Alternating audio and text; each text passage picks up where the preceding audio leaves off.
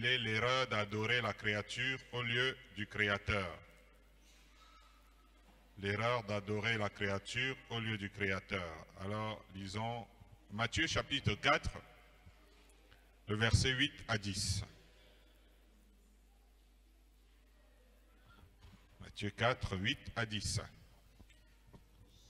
Matthieu chapitre 4, verset 8 à 10, il est écrit: Le diable le transporta encore sur une montagne très élevée, lui montra tous les royaumes du monde et leur gloire, et lui dit: Je te donnerai toutes ces choses si tu te prosternes et m'adores. Jésus lui dit: Retire-toi, Satan, car il est écrit: Tu adoreras le Seigneur ton Dieu et tu le serviras lui seul. Amen. Amen. L'une des choses que nous remarquons à travers la tentation, c'est le fait qu'il n'y a pas eu un terrain d'entente une seule fois depuis le début entre le Christ et le diable dans tous les débats qui ont eu lieu. Alléluia. Donc on peut vraiment dire pas d'accord entre Christ et Bélial. Et nous allons constater en premier que le travail du diable, c'est d'induire tout le monde en erreur. C'est d'induire tout le monde en erreur si possible, parce que c'est une tentation. Il va tenter ici encore Jésus. Il prétend vouloir donner à Jésus tous les royaumes du monde et leur gloire, à condition que Jésus se prosterne et l'adore. Il veut que Jésus lui rende des respects extraordinaires en se prosternant devant lui, parce qu'il lui miroite les choses de la terre et en fait les gloires passagères. Mais la réponse de Jésus, une fois de plus, comme on dit souvent, est sans appel. Le seul qui doit être adoré et servi, c'est qui? Voilà, ils ne savent pas. Ok, gloire à Dieu.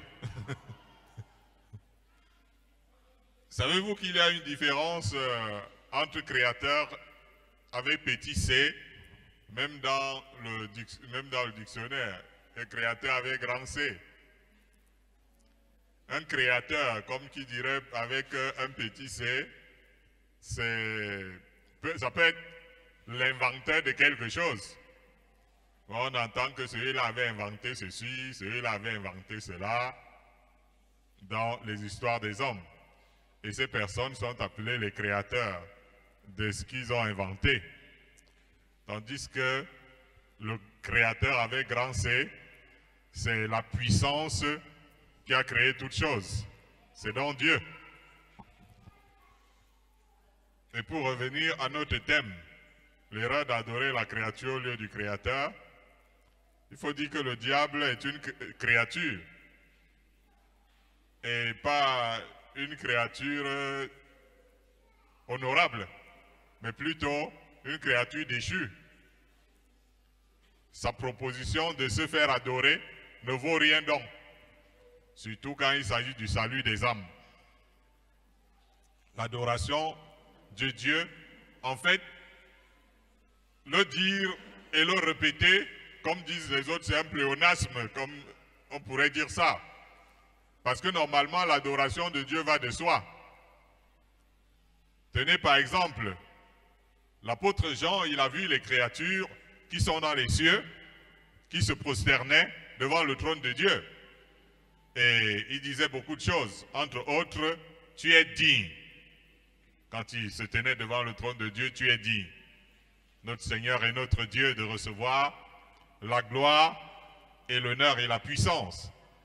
Et les mots qui étaient agencés, c'est « car tu as créé toutes choses ». Et c'est par ta volonté que toutes choses existent. Ceci revient d'abord dans ce que je disais tout à l'heure. Ça veut dire que créature créateur avec petit c, un inventeur de quelque chose, ou créateur qui est Dieu, la puissance qui a créé toutes choses. Donc, et il se prosterne devant lui parce qu'il a créé toutes choses. Et c'est parce que c'est pas sa volonté que toutes choses existent. Justement, parce qu'il est le créateur de toutes choses et parce que toutes choses existent par sa volonté. Jésus est en train de vouloir dire au diable que si vous n'êtes pas de la catégorie de Dieu, vous ne méritez pas que l'on vous rende des respects extraordinaires en se prosternant devant vous. Alléluia. Jean a encore entendu cette parole s'adressant à toutes les nations et toutes les créatures qui sont sous le ciel. Dans le livre d'Apocalypse toujours, il était dit craignez Dieu. Craignez Dieu. Donnez gloire à Dieu. Parce que l'heure de son jugement est venue. Et adorez celui qui a fait le ciel. Je ne sais pas pourquoi dans le livre d'Apocalypse, plusieurs fois, on voulait préciser celui qui a fait le ciel et la terre et la mer et les sources d'eau, etc. Et face à celui qui a créé le ciel et la terre, par la volonté duquel toutes choses existent, Satan forcément ne vaut pas grand-chose. Alléluia. Nous allons lire 1 Jean 5, 19, parce que quand quelqu'un qui aux yeux de Dieu ne vaut pas grand-chose se prévaut d'une telle puissance, d'une telle d'être le maître de toutes choses, il faut aller vérifier dans la parole de Dieu. 1 Jean chapitre 5, le verset 19. Première épître de Jean, chapitre 5 et le verset 19. Nous savons que nous sommes de Dieu et que le monde entier est sous la puissance du malin. Amen. Amen. Là, c'est l'apôtre Jean qui parle ici. Jean, c'est pas n'importe qui. Jean, c'est quelqu'un qui a vu Dieu assis sur son trône, même s'il ne lui a pas été permis de voir son visage. Il a vu le royaume de Dieu. Il a vu les myriades qui adoraient Dieu. D'ailleurs, nous venons de le citer tout à l'heure.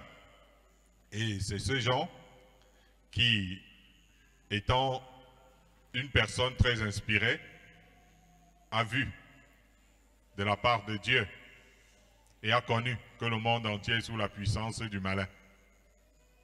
Satan se donne forcément des ailes face à l'humanité qu'il a trompée. Face à l'humanité qu'il a trompée depuis le jardin d'Éden. Il a su usurper l'autorité qui appartenait à l'homme sur tout ce qu'il y a sur la terre. Si quelqu'un se souvient bien dans le livre de Genèse chapitre 1 ou Genèse chapitre 2, il avait été donné à l'homme la domination de tout ce qui se meut, de toutes choses sur la planète. Et maintenant, on se rend compte quand on va dire quelques milliers d'années plus tard que Satan pouvait dire tout ceci est à moi. Ça veut dire que l'homme qui avait été établi pour régner, Satan lui a volé sa couronne. Donc Satan lui a volé sa couronne terrestre. Parce que nous nous souvenons que c'est Adam et Ève qui avaient été établis.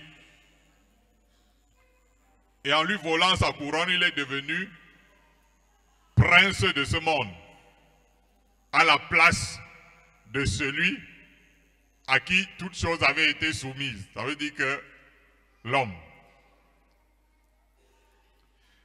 La Bible nous révèle que Satan avait fait un putsch au ciel et ça avait raté.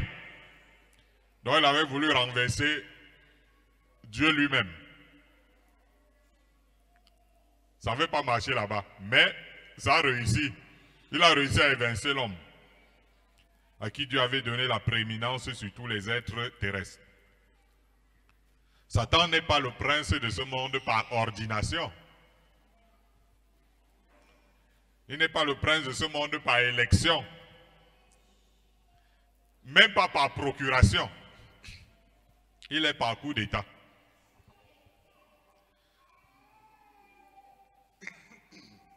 Alléluia. Vous savez qu'il y a des gens qui sont des rois, qui sont des présidents, qui sont des ceci. Ils ne sont pas passés par les urnes. On ne les a pas choisis. Mais après, c'est eux qui sont là. Donc c'est ce qui va se passer donc avec le diable sur la terre. Comme l'homme avait perdu la plus grande partie de son pouvoir, Satan a pris le contrôle du monde et des richesses du monde. Gloire à Dieu. Mais n'oublions pas que celui qui a créé toutes choses, c'est Dieu. C'est bien d'avoir un peu d'eau. Celui qui a créé toutes choses, c'est Dieu. L'argent est à moi et l'or est à moi, dit l'Éternel des armées, merci. Ceci nous permet de ne pas trop nous inquiéter du contrôle de Satan sur le monde. Parce qu'il y a quelqu'un qui a dit, l'argent est à moi, l'or est à moi. Notre Dieu est au-dessus de tout. Jean dit à ceux qui sont nés de nouveau en Christ, vous petits enfants, vous êtes de Dieu et vous les avez vaincus parce que celui qui est en vous est plus grand que celui qui est dans le monde. Quand nous entendons Satan, le prince de ce monde, tout le monde se met à trembler. Au-dessus du prince de ce monde, nous avons celui à qui tout pouvoir a été donné. Nous ne devons surtout pas l'ignorer. Mais Satan a créé un système d'allégeance à l'occultisme dans le monde. Les fils du malin se sont installés dans les plus hautes sphères des sociétés du monde pour avoir le contrôle sur le monde professionnel, sur les affaires et sur l'économie. Vous ne savez pas ça? Ils veulent pousser tous les habitants de la terre à vénérer l'Antichrist. Parce qu'ils ont créé des réseaux pour accéder aux richesses qu'ils contrôlent. Et donc nous sommes tous pourtant des contribuables. Alléluia. Ils mettent tout le monde en admiration face à leurs insolentes prospérités. Tant pis pour ceux qui ne veulent pas se compromettre, selon eux. Ils les laissent périr dans le chômage, dans le désœuvrement, les blocages de salaire, les blocages d'indemnité, les blocages de paiement, etc. Parce qu'ils veulent pousser tout le monde à bout pour prêter allégeance à leur cercle vicieux. Et quand nous disons cercle vicieux, c'est au sens propre du terme. C'est ainsi que le monde entier se trouve sous la puissance du malin. Comment le monde se trouve sous la puissance du malin? Comment? Ils viennent vous expliquer en peu de mots. Le diable compte là-dessus pour demander à tout le monde de l'adorer. Mais ceux dont les noms sont inscrits dans le livre de vie ne lui seront jamais en admiration. Et j'espère que ton nom est inscrit dans le livre de vie. Tu ne feras donc pas partie de ces adorateurs. Gloire à Dieu. Lisons Hébreux 1, verset 6.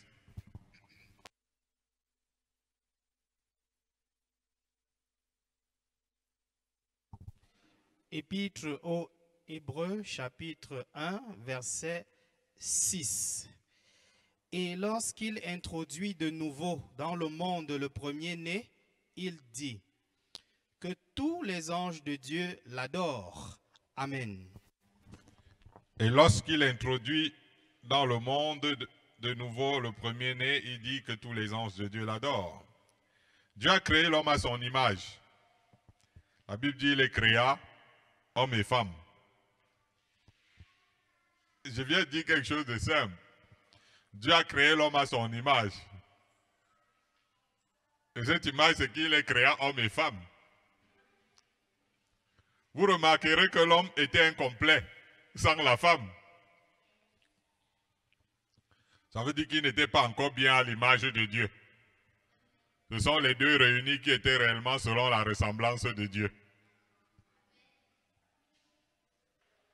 C'est ça la vraie, comment dire, la vraie vérité. C'est pourquoi il est dit, le Fils unique qui est dans le sein du Père. Ça vous a jamais dit quelque chose? C'est écrit oui ou non? Le Fils unique qui est dans le sein du Père. Ça veut dire que lorsque Dieu créa l'homme à son image, il les créa homme et femme. C'est ça qui était à son image.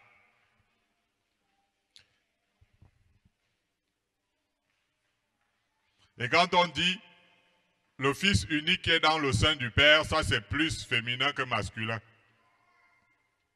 C'est pourquoi il est dit de Jésus qu'il a été engendré et non créé. C'est ça les mystères de Dieu, hein? N'est-ce pas, Jésus lui-même disait que je suis sorti de Dieu. Dans le premier chapitre du livre d'Hébreux, vous verrez que le Fils unique est Dieu au même titre que le Père. Dans le passage de Matthieu que nous avons lu plus haut, le verset 11 dit que Satan laissa Jésus et les anges de Dieu vinrent pour le servir. Quand on sait que Jésus venait de dire justement à Satan, tu adoreras le Seigneur ton Dieu et tu le serviras lui seul. Les anges vinrent immédiatement adorer et servir Jésus après qu'il lui dit cette parole à Satan. C'est-à-dire que tu adoreras le Seigneur ton Dieu et tu le serviras lui seul. Cela confirme le passage d'Hébreux lu plus haut. Lorsque Dieu introduit le premier-né dans le monde, il dit que tous les anges, nous disions plus haut que l'adoration du Père est naturelle, étant le Créateur. Au sujet du Fils, il est dit au commencement était, et la parole était avec Dieu. Pourquoi vous courez vite? Au commencement était, et la parole, elle était au commencement avec Dieu. Et la suite, c'est toutes choses ont été faites par elle et rien de ce qui... Alléluia. En elle était la vie et la vie était la lumière des hommes. Or, dans l'Apocalypse, le Fils est appelé la parole de Dieu. Au commencement était la parole. Paul dit dans le livre des Actes qu'en Dieu, nous avons la vie, l'être et le mouvement. Et au sujet du Fils, on dit en elle était la vie et la vie était la lumière des hommes. Alléluia. Ça, c'est en étroite relation avec celui qui s'appelle la parole de Dieu. Alléluia. Glorifier donc le Fils est complètement naturel et va de soi. D'autant plus que nous avons vu plus haut que c'était sur ordre du Père, afin que nul ne puisse y dérober. Dans le ciel, le Fils est magnifié autant que le Père. Selon qu'il est écrit, quand il prit le livre, les 4 êtres vivants et les 24 vieillards se prosternèrent devant l'agneau. Gloire à Dieu. L'adoration du Fils. Et dans le livre d'Apocalypse, il est dit, les vieillards se prosternèrent devant l'agneau, tenant chacun une harpe et des coupes d'or remplies de parfums, qui sont les prières des saints. Ça c'est Apocalypse chapitre 5, et ils chantaient un cantique nouveau en disant, « Tu es digne de prendre le livre et d'en ouvrir les sceaux, car tu as été immolé, et tu as racheté pour Dieu par ton sang des hommes de toute tribu, de toute langue, de tout peuple et de toute nation. Tu as fait d'eux un royaume et des sacrificateurs pour notre Dieu, et ils régneront sur la terre. Je regardai et j'entendis la voix de beaucoup d'anges autour du trône et des êtres vivants et des vieillards, et leur nombre était des myriades et des milliers de milliers. Ils disaient d'une voix forte, l'agneau qui a été immolé est digne de recevoir la puissance, la richesse, la sagesse, la force, l'honneur, la gloire et la louange. Et toutes les créatures qui sont dans le ciel, sur la terre et sous la terre, sur la mer, et tous ceux qui s'y trouvent, je les entendis qui disaient, à celui qui est assis sur le trône et à l'agneau, soit la louange, l'honneur, la gloire et la force au siècle des siècles. Et les quatre êtres vivants disaient, Amen. Et les vieillards se prosternèrent et adorèrent. Souvenez-vous qu'au commencement, Dieu avait annoncé subtilement cette association dans la création. Parce qu'ici, on parle de l'agneau comme quelqu'un qui a créé. Et dans leur commune exaltation, par ces termes, créons l'homme à notre image. Alléluia. Créons l'homme à notre image selon notre ressemblance. Et pour nous qui avons lu le Coran, le terme nous apparaît quand la divinité s'exprime. Ainsi, Dieu, c'est nous. D'ailleurs, Jésus dira quelque part le Père, le Fils et le Saint-Esprit. Ça, c'est d'après l'Évangile. Gloire à Dieu. Pour dire tu adoreras Dieu lui seul, c'est Dieu nous. Alors, lisons Apocalypse 9, verset 20.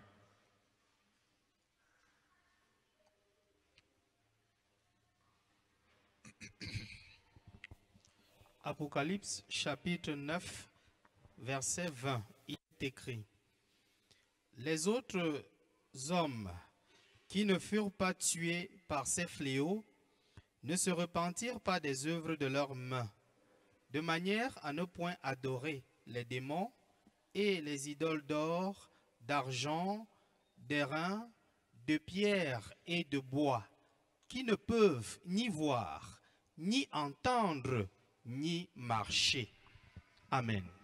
Amen. Gloire à Dieu.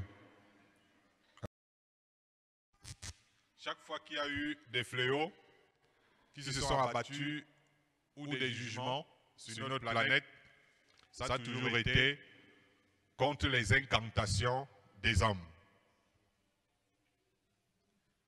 Lorsque Dieu décide de juger, c'est parce que les gens sont en train de faire les incantations. Lorsque l'invocation des démons s'installe à la place de l'invocation de Dieu, lorsque les hommes commencent à rendre culte aux êtres créés, et qui plus aux œuvres de leurs propres mains, comme les images taillées, les effigies, les statues, les totems, les talismans, les médaillons, les images de représentation de divinité et autres. En fait, on a toujours posé la question de savoir comment on peut rendre culte à quelque chose qu'un artiste a fabriqué. Or, les démons sont toujours associés à l'idolâtrie depuis des lustres. Ils se cachent derrière les idoles pour recevoir le culte des hommes qui se prosternent devant ces idoles-là. Le diable se fait toujours adorer derrière les images et des représentations sacrées, comme l'adoration du dragon dans le livre d'Apocalypse et dans le monde actuel, ou des images de la bête.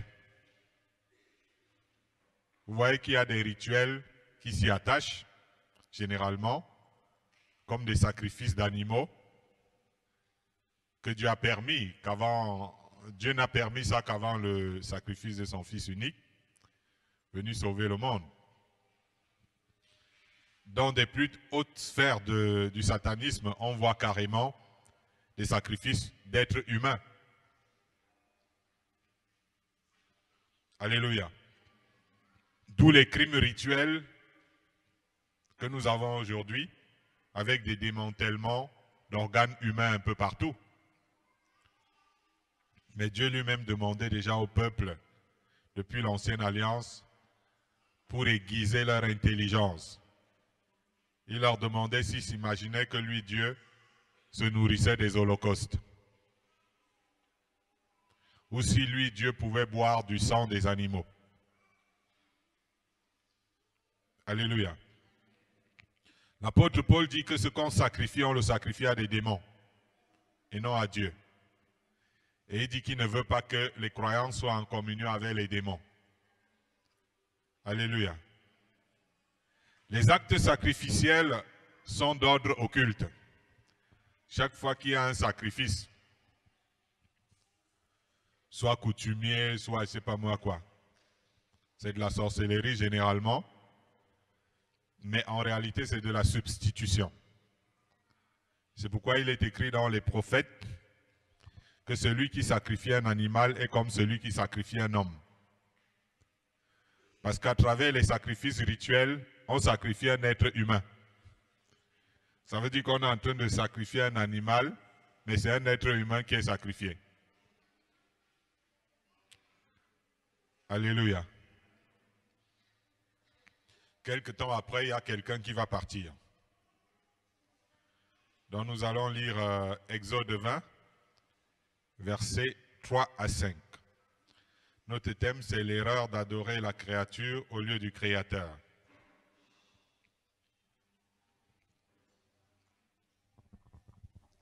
Exode chapitre 20, versets 3 à 5, nous lisons au nom de Jésus.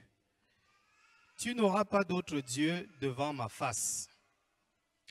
Tu ne te feras point d'image taillée, ni de représentation quelconque des choses qui sont en haut dans les cieux, qui sont en bas sur la terre, et qui sont dans les eaux plus bas que la terre.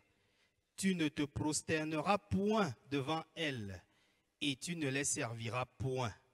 Car moi, l'Éternel, ton Dieu, je suis un Dieu jaloux, qui punit l'iniquité des pères sur les enfants, jusqu'à la 3e et la 4e génération de ceux qui me haïssent. Amen. Alléluia. Il y a bien sûr parmi les créatures d'autres dieux que le Dieu suprême dont nous parlons depuis le début. Amen. Parmi les créatures, il y a d'autres dieux avec petit d. Dieu parle d'ailleurs ici à un peuple qui sortait fraîchement du pays d'Égypte. Et nous reconnaissons du pays d'Égypte le polythéisme accentué. Ces dieux ont toujours voulu se faire représenter par des images taillées, par des représentations des dieux de bois, de pierre, etc. De sorte que leurs adeptes se prosternent devant elles et les servent. Souvent en faisant des sacrifices des animaux, des sacrifices de parfums et autres, des encens et tout ça. Jésus dit que Dieu est esprit et il faut que ceux qui l'adorent, l'adorent. Alléluia. Car ce sont là les adorateurs que le Père demande. On s'approche du vrai Dieu par la foi et non par la vue. Jésus a reproché à un de ses disciples, Thomas, d'avoir cru parce qu'il a vu. Et il a ajouté, heureux ceux qui n'ont pas vu et qui ont cru. Alléluia. Quand on parle du royaume de Dieu, on dit que ça ne vient pas de manière à frapper les regards, comme on peut le voir dans des temples d'idoles. Je veux dire que Dieu ne désire pas être idolâtré. Alléluia. C'est une confusion qui a souvent coûté cher quand nous lisons la Bible aux Israélites dans le désert. Ils étaient d'ailleurs avertis en des termes tels que celui qui offre des sacrifices à d'autres dieux qu'à l'Éternel sera voué à l'extermination. Il y a des malédictions de tout genre attachées à l'adoration des idoles et à d'autres divinités qui continuent de frapper notre monde et d'exterminer des familles païennes. Vous ne pouvez pas dessiner Satan sur le mur et il ne vous apparaît pas. Pour vous détruire, dit un proverbe. Les nations sans Dieu sont souvent allées après d'autres dieux pour les servir et se prosterner devant eux. Ça a été après le soleil, les autres après la lune, l'armée des cieux. On reproche, par exemple, aux Romains, l'adoration des images taillées et autres. Et curieusement, parmi ceux qui reprochent aux Romains l'adoration des images taillées, il y en a d'autres dans des mosquées avec l'étoile et la lune. Alors, qui n'est pas dans l'idolâtrie alors parmi eux? Et vous verrez que Satan, sous forme de zodiaque, va rapidement aller se tenir derrière tout cela pour se faire vénérer.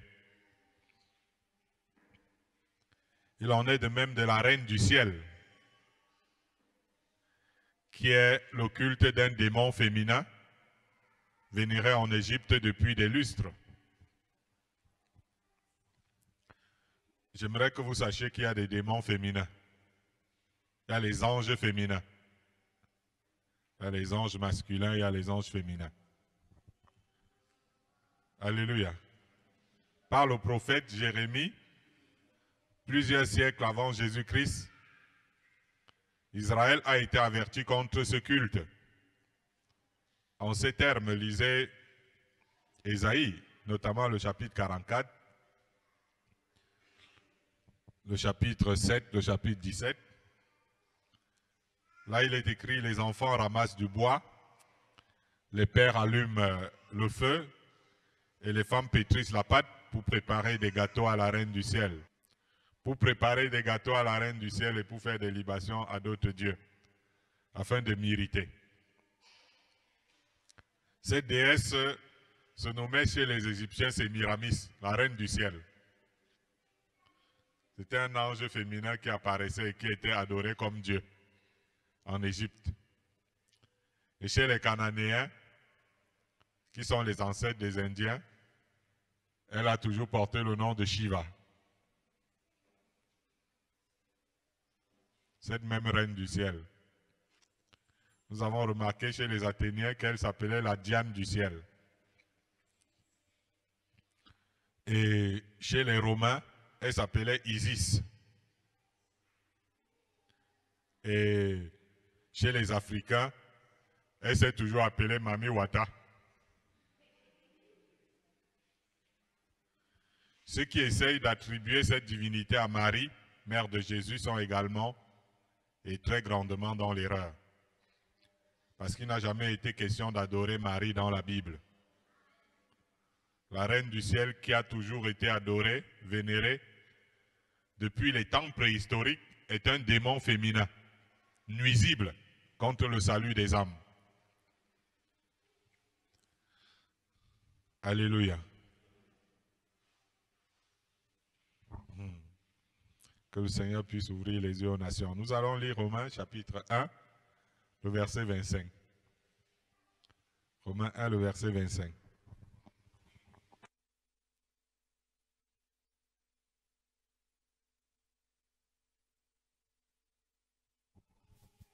Épître de l'apôtre Paul aux Romains, chapitre 1 et le verset 25, il est écrit: eux qui ont changé la vérité de Dieu en mensonge et qui ont adoré et servi la créature au lieu du Créateur qui est béni éternellement. Amen.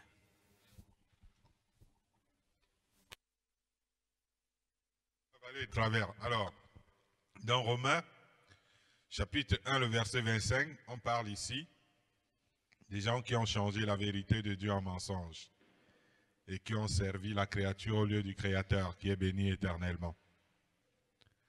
C'est vraiment là une très grande confusion depuis que le monde existe. Satan a depuis le jardin essayé de tromper l'homme en lui proposant de désobéir à Dieu pour être lui-même un Dieu. Est-ce que vous avez remarqué ça dans le livre de Genèse? Ça ne gêne pas Satan que tout le monde se passe pour un Dieu. Parce qu'en fait, la seule personne qui profite du fait que tout le monde se passe pour un Dieu, c'est Satan.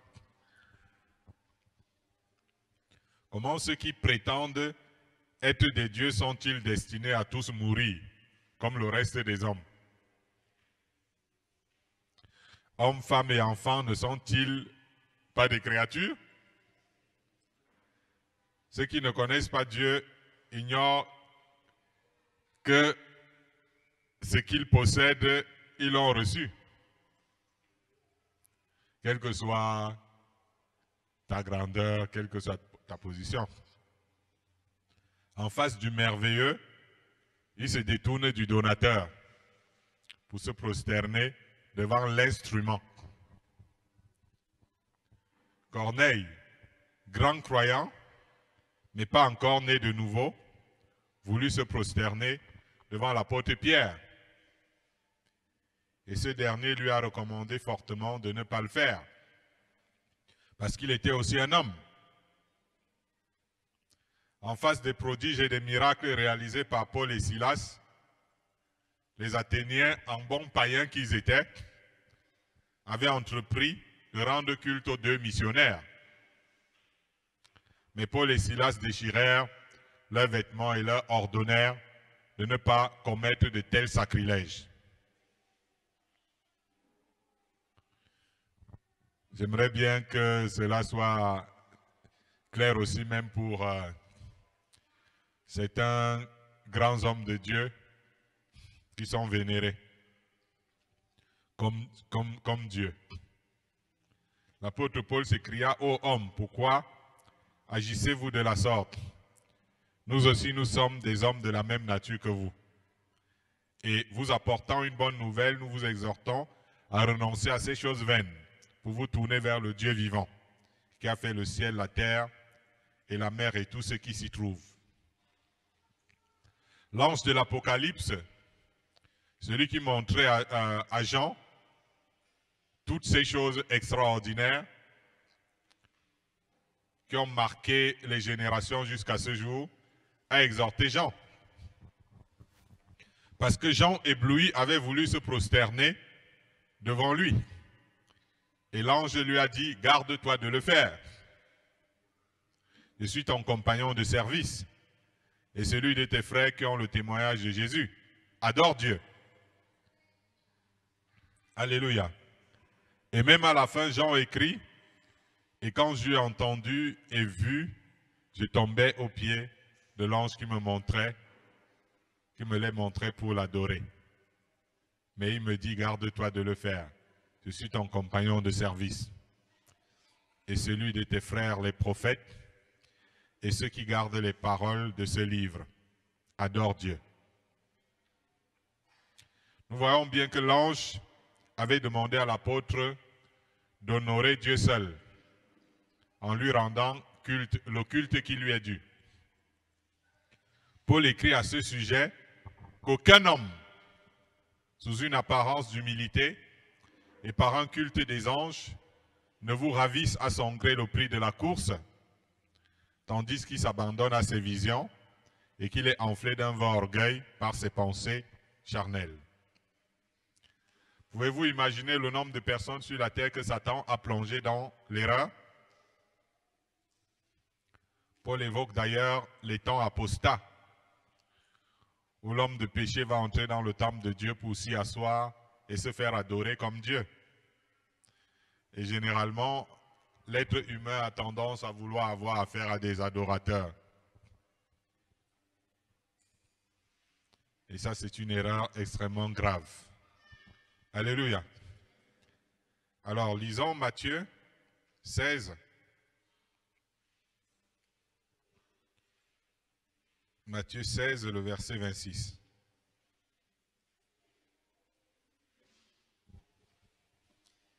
Matthieu chapitre 16, verset 26, voici les paroles du Seigneur Jésus-Christ. Et que servirait-il à un homme de gagner tout le monde s'il perdait son âme? Ou que donnerait un homme en échange de son âme? Amen. Gloire à Dieu. Nous bénissons le Seigneur pour la victoire qui est toujours remportée contre l'adversaire. Vous savez que depuis qu'on a commencé ce message, à chaque fois qu'on s'assoit ici pour le terminer, c'est la bagarre. Mais bon, on vient toujours à bout. Que servirait-il à un homme de gagner tout le monde s'il doit perdre son âme? L'argument ou l'appât que Satan a présenté à Jésus dans le désert pour réclamer de lui son adoration, c'était les royaumes du monde et leur gloire. Alléluia. La richesse et la gloire du monde sont souvent présentées aux gens, avec pour condition qu'ils prêtent allégeance à l'occultisme. Pour ne pas dire à Satan. Les gens veulent réussir par la magie. Les gens veulent réussir par la sorcellerie. D'autres par les pratiques. Ce sont les systèmes de culte à Satan. En fait, c'est de la prostitution spirituelle.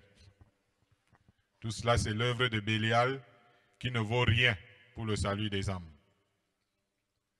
Bien au contraire, cela contribue à la perte des âmes. Tu veux gagner tout le monde et tu vends ton âme au diable? On te dit vivre heureux et mourir jeune. Mais tu ignores que tu as affaire à Satan, l'oppresseur. Si tu acceptes, tu paraîtras heureux. Mais au fond de toi, tu seras déstabilisé. Alléluia. Pourquoi les artistes qui ont prêté allégeance au diable se droguent? Pourquoi les gens ne se posent jamais la question? Les gens qui sont allés faire les pratiques chez le diable pour devenir des très grands, pourquoi ils se droguent? C'est parce qu'ils n'en peuvent plus de la paix intérieure qu'ils ont perdue. Vivre en étant conscient que tu iras en enfer, même si tu fais l'orgueilleux devant les gens, ce n'est pas du tout un tranquillisant. Même si tu as toutes les richesses et toute la gloire du monde. Il y en a qui aimeraient échanger leur place avec leurs fans. Voilà, le fan est en train de crier, waouh, waouh. Il se dit, ouais, si je pouvais même être à la place du fan qui crie là, et lui à ma place. Parce que pendant que le fan est en train de crier sur lui, il réalise au fond de lui qu'il est perdu. Et il sait qu'il est trop tard. Il se dit, waouh, celui qui crie même, si je pouvais être dans la foule avec les crieurs là et ici devant.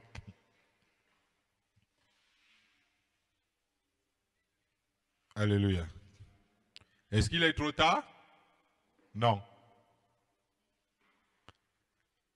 On peut dire à ces gens-là qu'ils peuvent faire machine arrière. Même s'ils doivent tout perdre. Et se réfugier en Christ pour la rédemption de leur âme. C'est le diable qui ment aux gens qu'ils ne peuvent plus s'échapper, qui sont allés trop loin. Amen. Mais il y en a qui ne veulent pas perdre ce que le diable leur a donné. Mais ce que je peux dire, c'est que Jésus te tend les mains. Va et vends tout ce que l'ennemi t'a donné. Abandonne tout cela et suis le Seigneur Jésus. Et ton âme qui était perdue sera retrouvée. Peut-être que tu ne sais pas que devant Dieu, une seule âme vaut plus que le ciel et la terre. Jésus n'est pas venu mourir pour la terre. Jésus est venu mourir pour toi. Même s'il doit te soustraire de la terre afin que ton âme vive. J'aimerais dire à ceux qui m'écoutent au-delà de vous qui êtes présents de faire le bon choix.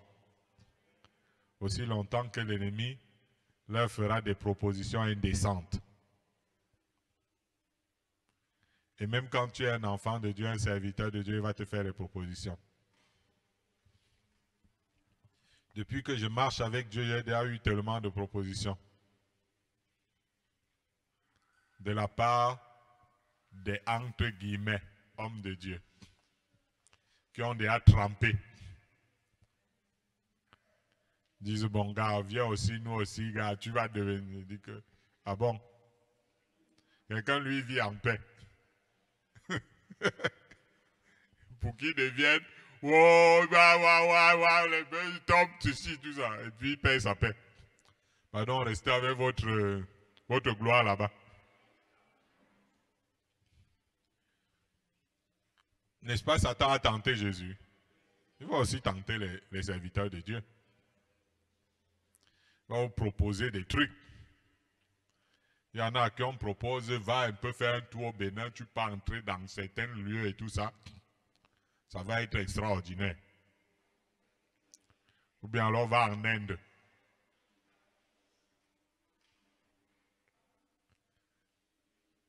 Et souvent, on propose ça aux gens qui sont parfois dans l'Ongeme. L'homme de Dieu a déjà prié jusqu'à. Comme il ne voit rien, on lui envoie quelque chose parce qu'on vient au moment où le gars est déjà fatigué. Le gars dit que waouh, moi aussi je dois, et il s'en va. Tu vois, le peuple de Dieu est content du spectacle, alors que l'homme de Dieu lui-même, il n'a plus la paix. Mais Jésus n'est pas venu mourir pour la terre, il est venu mourir pour toi. Jésus est la lumière, il nous a montré l'exemple dans le désert, face à celui qui voulait lui donner tous les royaumes du monde et leur gloire. Je te conseille de marcher sur son modèle lorsqu'on va venir te faire des mauvaises propositions. Jésus peut t'aider à t'en sortir. Parce que le salut de ton âme seul compte. Il est écrit, cherchez premièrement le royaume et la justice de Dieu, et toutes ces choses vous seront données par-dessus. Alléluia. Alors, ça c'est Amen. Et je rends grâce à Dieu pour la victoire sur l'adversaire qui ne voulait pas me faire prêcher l'évangile.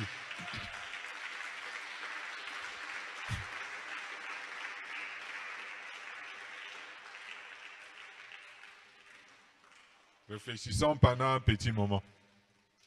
Lorsque l'ennemi s'acharne sur quelque chose, c'est que c'est les paroles de la vie. Et s'il réussit à te faire oublier ces messages que nous recevons pendant ces 3 jours, ça veut dire qu'il a envie de voler ton âme.